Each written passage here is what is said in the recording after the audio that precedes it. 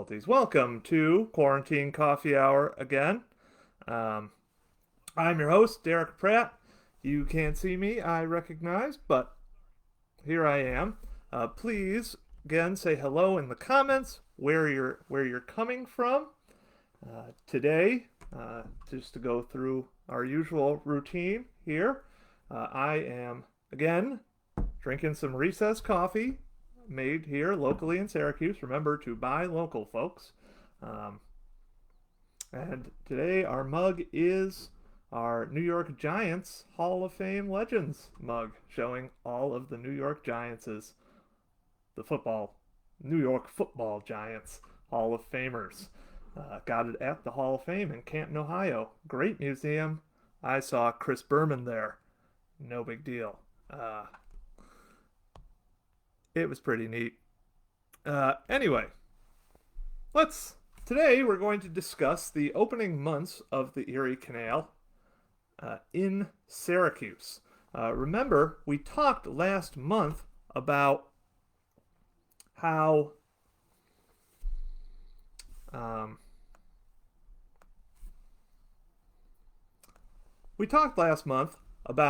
in 1820 the middle division of the Erie Canal was completed, and how a packet boat, much like the one we see here on our screen, was entered New Syracuse. It was the Montezuma, and we're going to talk a little bit more about that coming up. And hello, so far we've got my mom and Al Williamson out in Canastota. Hi, Al.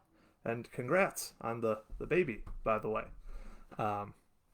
So, we talked about the Montezuma at the beginning of this series. That was actually our first episode.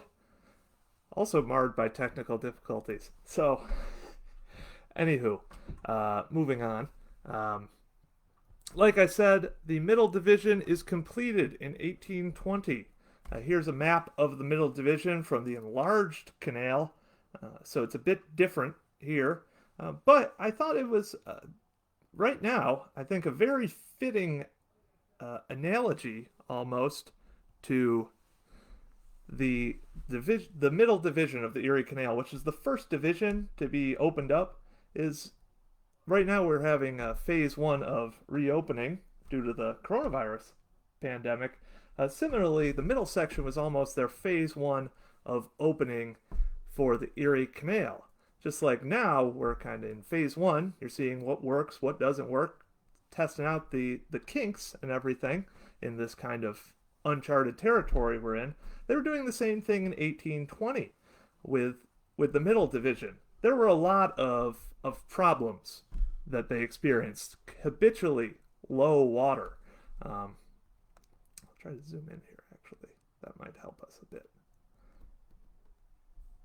And maybe and the window.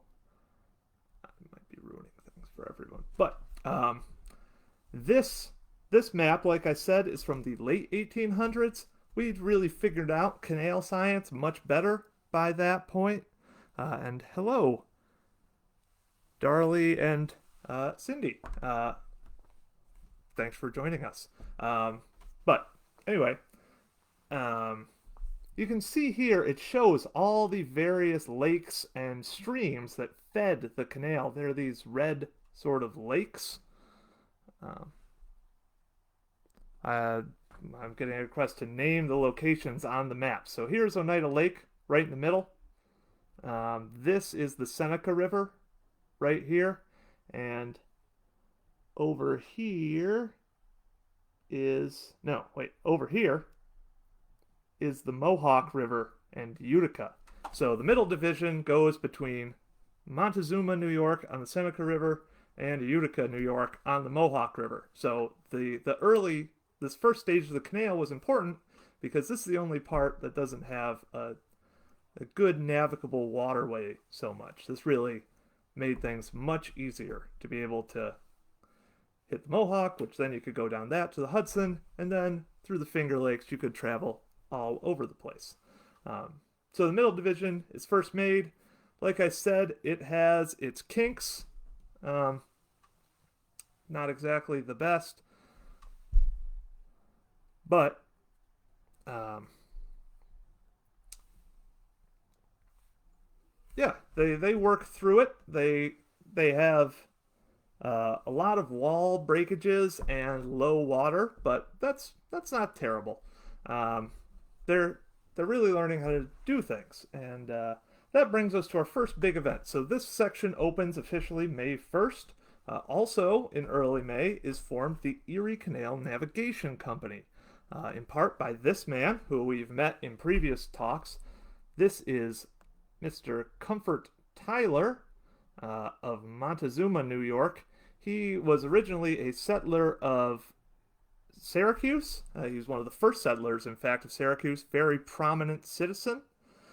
Uh, However, some light treason with Aaron Burr made him so he was a bit less popular with folks than than he had been before 1805. So he moves to Montezuma, where he continues to be a prominent citizen out there, making a decent amount of money, helping people move things across the Seneca River. He builds a bridge. He's actually, in the early phases of the canal project, going to become a canal contractor. So he's in charge of helping people, well, not people. He's in charge of directing people in the making of the Erie Canal out towards Montezuma. But we've talked a lot about him in our previous episode, so I'm not going to talk too much about him. Oh, he also built the Montezuma, the boat. That's why we talked about him previously in our episode on the Montezuma. He's really the leader, kind of this group, but he's also joined by this man, Simon Newton Dexter. Dexter is originally from Providence, Rhode Island, where his father was a very prominent figure. He's actually the first American to ever construct, not construct, to make goods out of cotton in the United States, which is pretty notable. Really helped create the cotton industry in the Northeast, which is going to have tremendous effects throughout the nation, obviously. His uncle is also this fella, Samuel Dexter, who was the second Secretary of the Treasury following Alexander Hamilton. He was the Secretary of Treasury under John Adams. So that's just a fun little thing. Simon Newton Dexter, as you can tell, is fairly well connected fellow. And he's going to go live in Whitesboro, where he becomes, again, a very notable person, and he takes out a lot of these Erie Canal contracts as a way to make some money. And he does a lot of other things in Whitesboro as well, but notably, as a contractor, he is actually one of the people who hires the first documented Irish immigrants to work on the Erie Canal. Oh, nice. I got rid of that stuff. So he is very important for the Erie Canal story. A lot of people talk about how the Irish didn't exactly. There's a famous article that the Irish didn't build the Erie Canal, though they get a lot of good press for that, because there was, in the Canal Commissioner's report, they said that 75% of the workforce was born in the region where the Erie Canal was built. However, that still is 25%, and that report came out around 1820. So that was the easy section of the Erie Canal. When you get into the harder parts, that's when really the Irish start becoming prominent, and then after that, they're going to be ubiquitous with digging canals throughout the country, and they would help dig many other parts of the canal and canals throughout the country. But anyway, these two guys are going to get together and form the Erie Canal Navigation Company with two boats. The Montezuma, here's a nice picture of a packet boat, as we can see.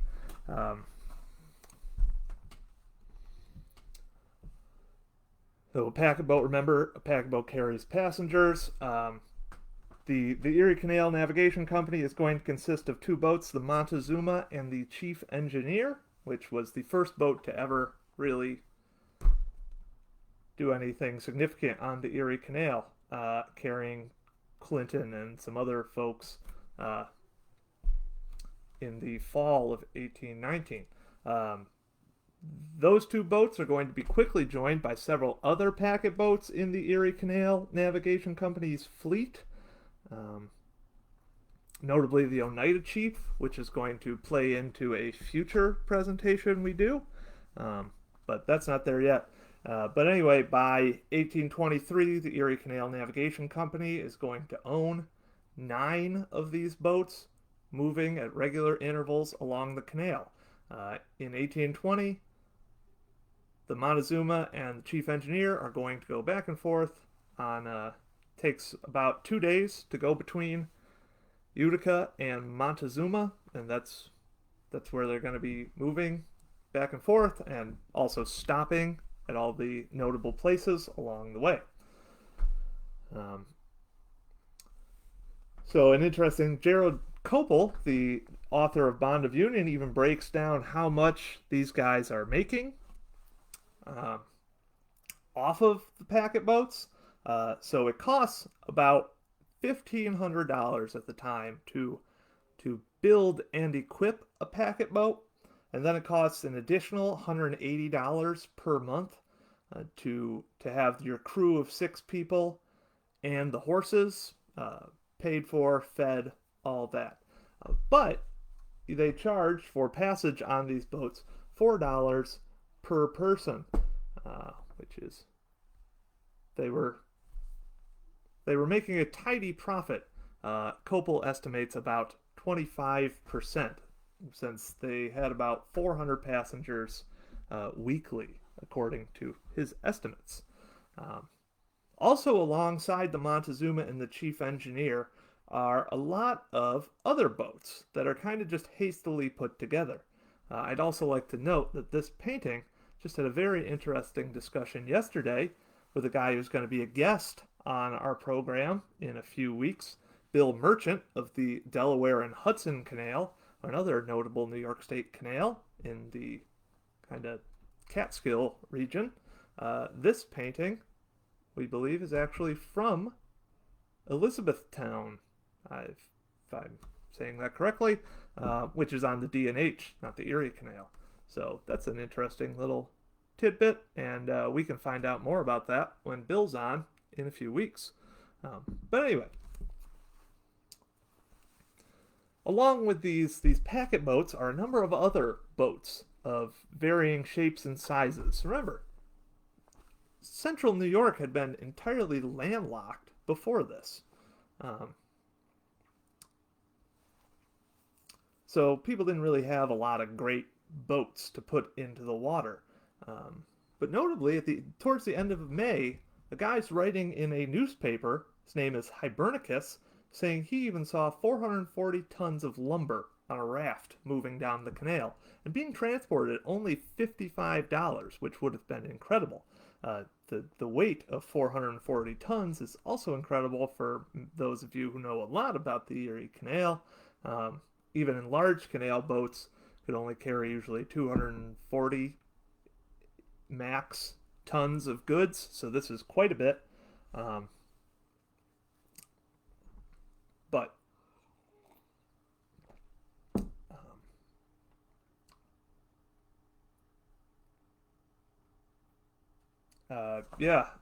these rafts did seem to exist on the canal, maybe carrying larger things. They must have been a nuisance, because it appears that while they were legal on the Erie Canal, they were enough of a nuisance that when you look at toll rates and everything, you were severely penalized for transporting things via raft rather than via boat. Also, you may have noticed when I was describing this 440 tons, it was written by a man named Hibernicus, which, while the 1800s was well known for having people with weird names, they generally had last names, and also Hibernicus is still pretty strange for even an 1800s name. That's because it was a pen name, most likely, of this man, Governor DeWitt Clinton. Who, the father of the Erie Canal. Everyone loves DeWitt Clinton on the Erie Canal, or most everybody does. Um, he was writing for a newspaper. He didn't want to just pat himself on the back blatantly in the newspaper, so he uses his pen name of Hibernicus. And this is where we're really going to focus on DeWitt Clinton's trip and entry into the state of into Syracuse. In late May, he's going to begin his first real grand tour of the canal, if you will. He goes up to Utica to begin his little tour of the 96 miles of completed canal between Utica and Montezuma. So let's look a little more at that trip. Also in that Hibernicus article, he notes that there are going to be a number of new dishes coming from the canal, because he notes how it's uniting all these different parts of the country. And he's right. I just wanted to talk about this a little. The most notable of these new dishes that moves on the canal are these oysters. They are the ubiquitous food of the Erie Canal era, seemingly. Everyone along the Erie Canal loved their oysters, which, if you think about it, the Erie Canal is totally transforming how people are eating, because, at least in central New York, if you wanted to get a barrel of oysters from, let's say, Long Island Sound to Syracuse before the Erie Canal, they would have probably been rotten by the time you reached, say, Utica. There was no way they would get to Syracuse and be healthy to eat. So that's just a notable little thing. The oyster. You'll find a lot of references to that. But anyway, that's well in the future. Let's get back to Clinton's trip on the canal. He's joined by many notable citizens of New York, including this guy. This is Myron Holley. He is a fellow canal commissioner with DeWitt Clinton. The Canal Commission is really what's in charge of the Erie Canal, if you will. The Canal Commission, they hire people, fire people, decide how much money is going to be spent in the year, all of that. And it's comprised of many of New York's most notable citizens. We've got DeWitt Clinton, Stephen Van Rensselaer, the richest man in the state, possibly the country at the time. You've got Joseph Ellicott from Western New York, kind of the grand boss of the West with the Holland Land Company. Peter Buell Porter, who we've talked about in previous editions of Quarantine Coffee Hour. All of those guys are very important people. So the Canal Commission's one of the numerous things that they do. It's kind of their side job. Not Myron Holley. He is the only full-time Canal Commissioner. He even quits all of his other jobs so he can devote himself entirely to being a Canal Commissioner. He's also the treasurer. So he's the guy who had to pay everybody. So Holley was kind of also charged by the Canal Commission with supervising all the work that happened on the canal, because he had to go all up and down the canal, paying all the contractors they were using. So pretty important guy here, and he does an excellent job with it. He manages his money well for the most part. He's kind of a no-nonsense guy. He makes sure all the contractors are doing what they signed up to do, all that.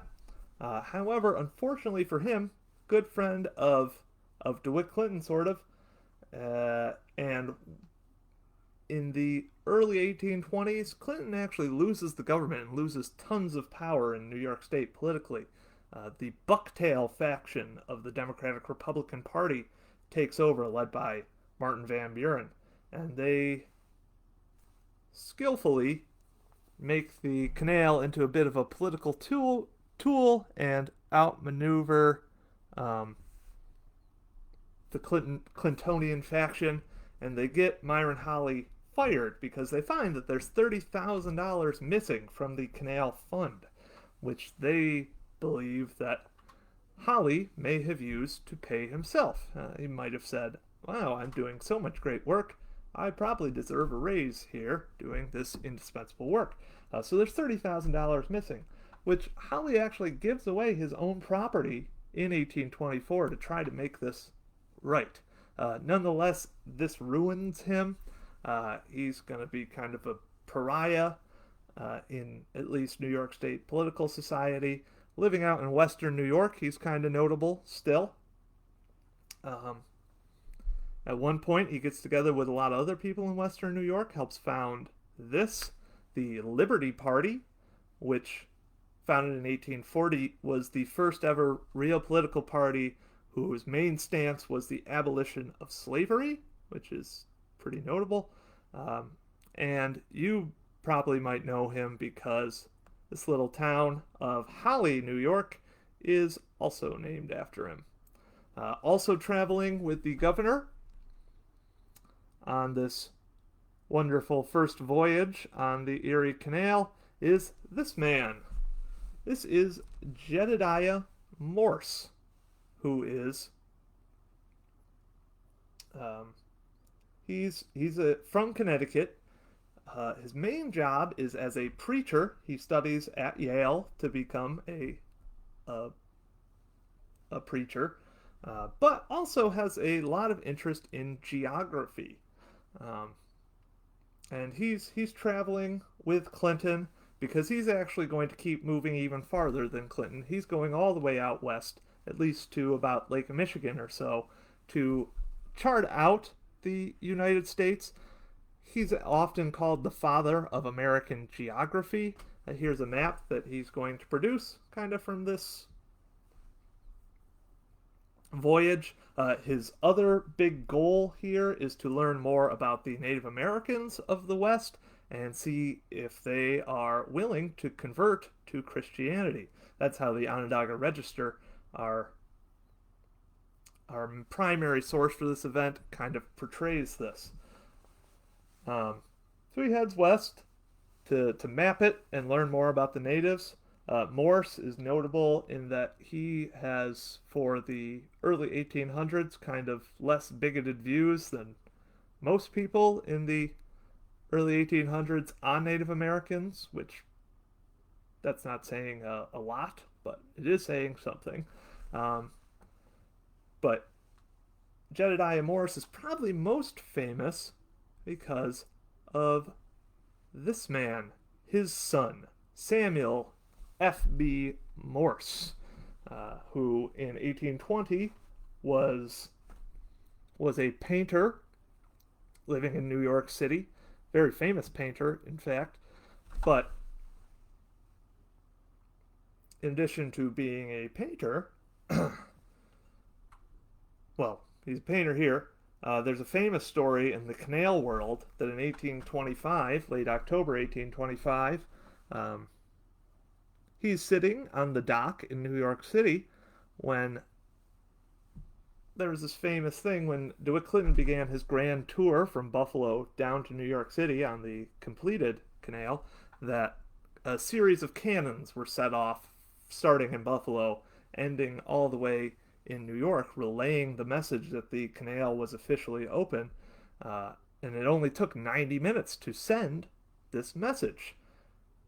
Morse is allegedly sitting on the docks in New York, is amazed by this incredible feat that has occurred, the fastest transmission of information in history, and begins looking into telegraphy. And you probably know Morse because he is often credited as the inventor of the modern telegraph, which creates a revolution in communications, much like the Erie Canal created a revolution in transportation. So those two revolutions almost go hand in hand. And speaking of cannons, we now get to when DeWitt Clinton arrives in Syracuse. He arrives to the boom of cannons, as the Onondaga Register reported. It seemingly, cannons were kind of the 1800s way of celebrating pretty much anything. If you were happy about something, you shot off a cannon. So DeWitt Clinton fires off his cannon and comes into the square that would later bear his name. I'm sure in 1820 they did not call it Clinton Square at the time. It was more like that area where all of our like 8 houses are clustered around. Was probably more what they called it. No, it was probably just the square. But they fire off these cannons. In fact, a fun little fact, later on when Syracuse starts organizing its own militia companies, they will specifically organize an artillery regiment just so the state can provide them a cannon at the state's expense for their big 4th of July celebrations later on. But enough about cannons. As the Onondaga Register also says, when Clinton arrives there, he's met with cannons and, quote, and other proper demonstrations of respect, end quote. So they probably had some speech making. No doubt Joshua Foreman has some speeches. Oh, A.L. Williamson asks how a boat can fit under the bridge in this picture. If you'll notice here, there's these kind of steps that lead up. This is a lift bridge, so there's hydraulics that allow this bridge to move up. So canal boats can pass under it, and also pedestrians will not be impeded. They can use those little stairs. So that's pretty cool. But anyway, Clinton, after he's greeted with these lovely demonstrations of respects and cannons, spends the night in Syracuse. I would assume it would be over in this kind of area here. This is where the original frame building, first Bogardus Tavern, was built. By this time, I believe it's owned by a Mr. Cossett, after whom Syracuse was briefly called Cossett's Corners. Remember, folks, 1820 is when Syracuse receives its name. But anyway, he's going to stay here for the night, and then the next morning we'll proceed to right here. This is the Seneca River, the end of the canal out in Montezuma. This is the Richmond Aqueduct. It's actually this is the enlarged canal version. But you can see kind of why construction stopped here at the Seneca River. This is an incredibly impressive feat of engineering right here. And remember, we said this was phase 1 of canal building. At this point, they were still getting the kinks worked out, so they didn't fully know how to build an aqueduct like this yet. They're still learning that. Again, this is an enlarged canal, so this is even more impressive and better engineered in general. But it's the second largest aqueduct on the canal. There's 121 of these arches. And in fact, I happened over the weekend to head over to Montezuma recently, and you can still see parts of that aqueduct. There are, I believe, 9 of the 121 arches are still intact over the Seneca River, which that's just a pretty neat little thing to point out.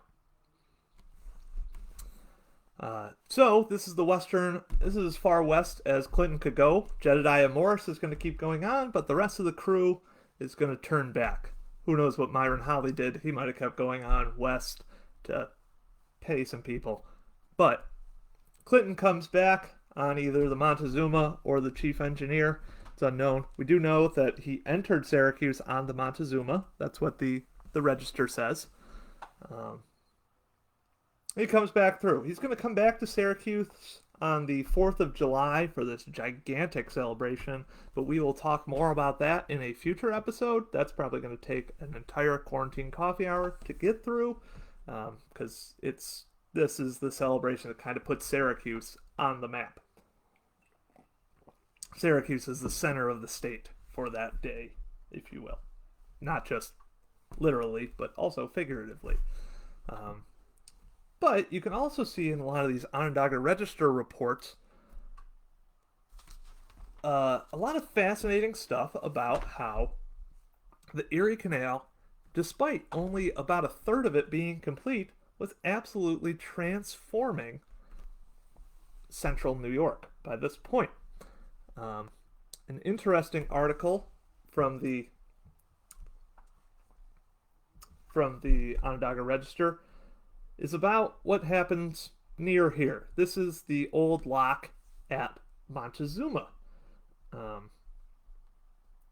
Evidently, whoever was the editor of the Onondaga Register knew someone out in Montezuma who was sending him information about all of the boats that pass through, not this lock, this is the enlarged lock, but if you go to the Montezuma Heritage Park, you will actually see this, the remains of the actual lock from Clinton's Ditch that this article is referring to. It refers to it in the article as Lock 8.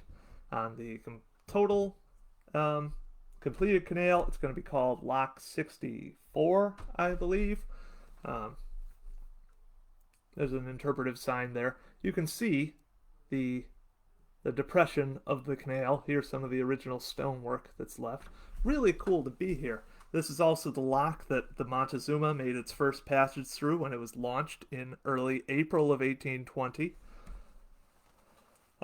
So the information, though, that the editor of the Onondaga Register is able to receive talks about all the different things that were going through this specific lock. And remember, this is the farthest western lock on the canal, so it's the hardest one to reach, more or less. It's the least likely one you would go to. You're probably going to more want to trade with the east. So, and everything west of this lock is pretty hard to get to still. It's all overland for the most part, unless you're going into the Finger Lakes using the Seneca River. So keep that in mind when I just read off these statistics of what was moving through this lock. Just in the month of June, remember. So the second month of Erie Canal operation overall. There were 146 passages overall. So there are 35 packet boats that went through in June. Almost entirely the Montezuma and the chief engineer, showing how frequently they're going back and forth. That's more than one passage by a packet boat a day through the lock. Anyway, there's 24 pleasure boats, which those are something that need to be looked at more, I think, on the Erie Canal, are pleasure boats. We see many pictures of little sailboats and stuff, but then we start getting to the more important types of boats. 13 empty boats, but 74 boats with cargo on them. And the volume of their cargo is incredible.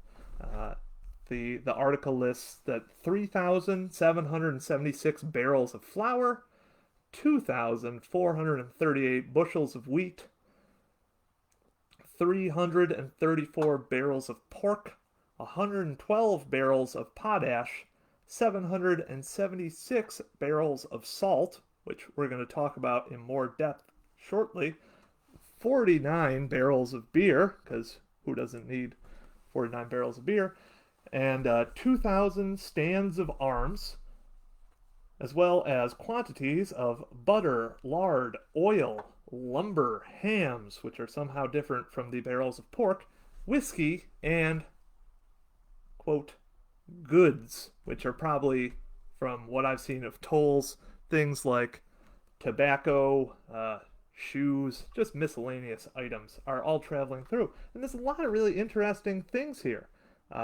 You've got the 776 barrels of salt, which is interesting for us in Syracuse because, I mean, it's showing that the Syracuse salt industry is really taking off. But also, since, again, this is on the western side of the canal, of Syracuse at least, even more of the salt would have been headed east. So while 776 barrels are going to move west, I would venture to say that at least double that was probably headed east. The comments, you might see that there were some stuff about the 49 barrels of beer.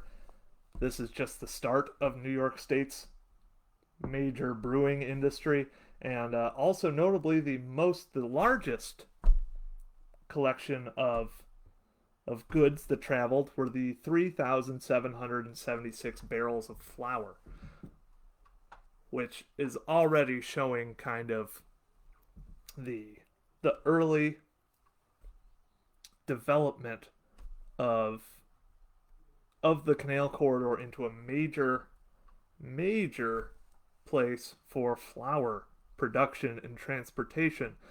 Famously, there's going to be this. Here's a view of Rochester a little bit after the Erie, about a decade after the Erie Canal was completed.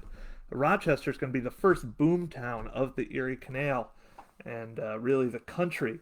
It's going to be called Flower City. You might know it now as Flower City, spelled Flower, because they've leaned into the whole flower thing, and they like flowers now. But back in the day, it was Flour, the Flower City.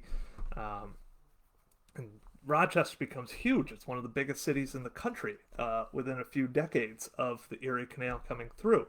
So we're kind of starting to see, even though the canal doesn't reach Rochester yet, it will a few years later. You can see with all these barrels of flour that were moving along the canal that flour is going to become a major thing. Also, hello to we had a few people join us. Hi, Kim, Mark, and also Mark. So welcome everybody. Mark Baum is also the secretary at the All Things Oz Museum, another museum you should check out right here in Chittenango, New York. And recently was L. Frank Baum's birthday, so fun little Wizard of Oz tidbit. Anyway, back to the Erie Canal though.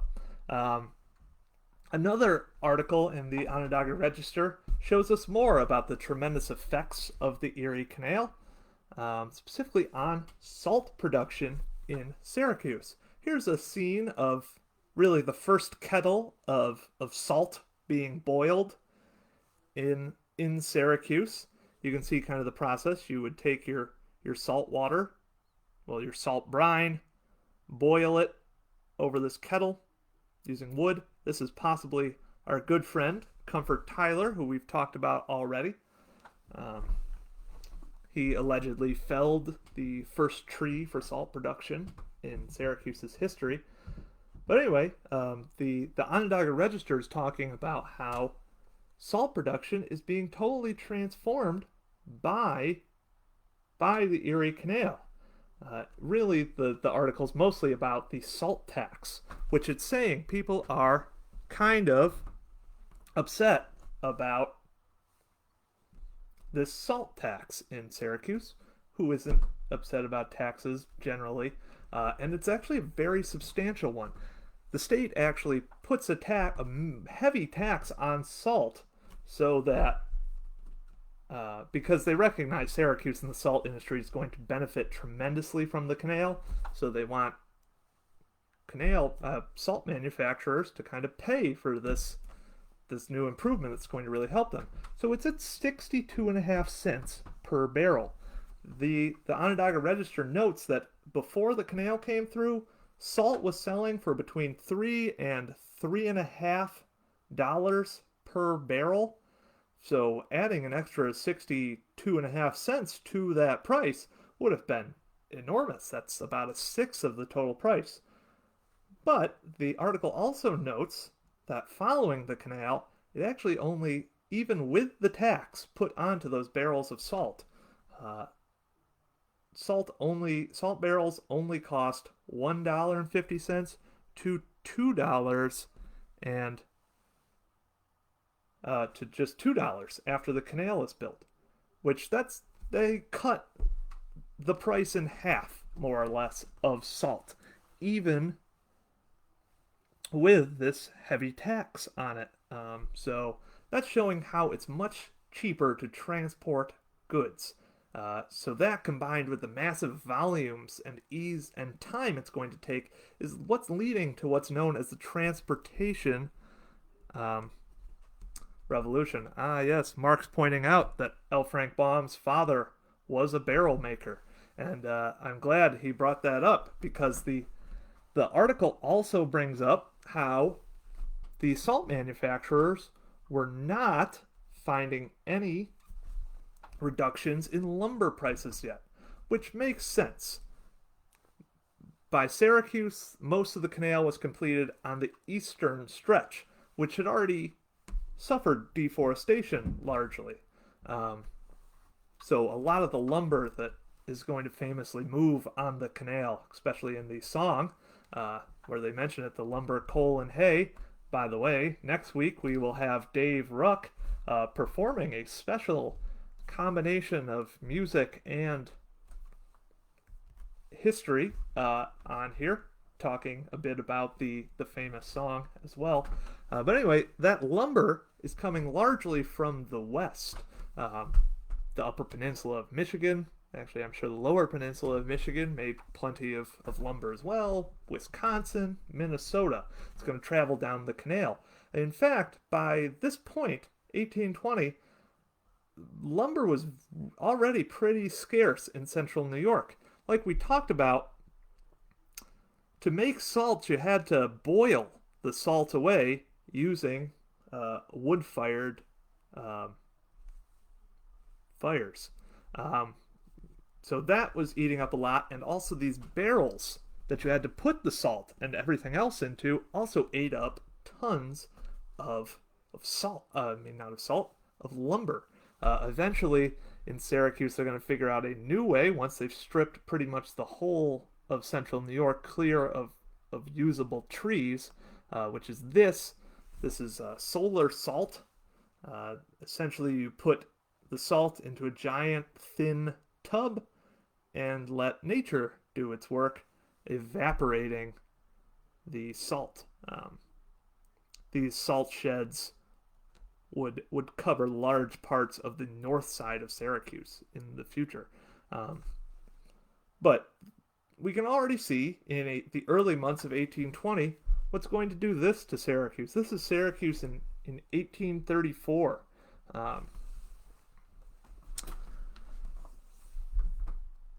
Just a decade after the whole canal is completed. You can see Syracuse is no longer the swampy little crossroads. It's slowly becoming a city. The next, in another decade, about, Syracuse is not going to be a village anymore. It's going to be a full-fledged city. Interestingly, the same person who laid out New York City's street grid also lines out this grid for Syracuse as well. You can see over here on the left side some of these salt manufacturing areas on the north side of the canal. The canal's running right through here. So the canal in 1820 running through Syracuse totally transforms the city, totally transforms the area. It starts to grow. By the end of 1820, I believe there are 250 people living in Syracuse. And here's a picture of a map of Syracuse in 1874. And you can see it is by that point a full-fledged city thanks to the Erie Canal.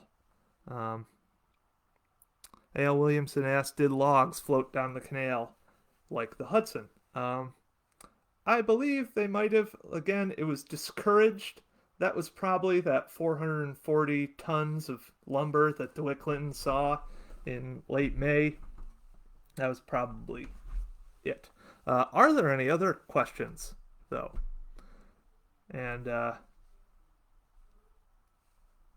if you're writing questions, I'll just say a few things. For one, sorry a little about the technical difficulties here, but if you have been enjoying the program, I encourage you to make a donation to the Erie Canal Museum or become a member. That would really help us out in this trying time during the crisis. But also just keep watching, tell your friends about it, and let us know if you've been enjoying it over the months. So that's all for me. Let me just make sure no questions here. Okay, well, thanks folks for watching, and have a great day. Oh, wait a second. We got one question still. When did we stop using the canal for travel and shipping? Great question, Mark. We didn't. The canal is still used for travel and shipping, but I assume you do mean this the towpath canal, which that was replaced by the barge canal in the early 1900s. So the barge canal continued to be used extensively up until the 1950s when the St. Lawrence Seaway came in and proved a better canal. Well, better option for transportation. So, hope that answered your question, Mark. Early 1900s slash never. Okay, that's all for me. And thank you very much.